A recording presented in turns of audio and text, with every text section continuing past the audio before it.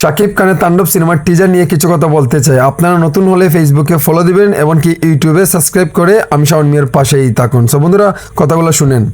শাকিব খানের এমন তাণ্ডব কি আগে কেউ দেখেছেন? মাত্র 1 মিনিট টিজারে মেগাস্টার প্রমাণ করে দিল এই ঈদে তিনি ফিরছে বাংলা সিনেমার ইতিহাসে এক নতুন তাণ্ডব নিয়ে। রায়হান রাফি আবারও দেখিয়ে দিল কিভাবে অল্প সময়ে এক টিজারে দর্শকের মনে জ্বর তোলা যায়।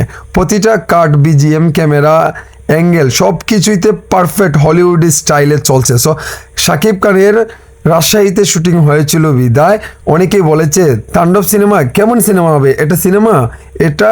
যারা যারা এই কথাটা বলেছিল তারা কিন্তু এখন ভয়ে কাঁপুনি উঠে গেছে শাকিব খানের তাণ্ডব দেখে। শাকিব খানের সাথে যারা এই কুরবানি ঈদে মুক্তি দেওয়ার কথা ছিল তারাও কিন্তু এখন দৌড়ে পালাবে। শাকিব খানের সাথে টেক্কা কখনো আর দেবে না।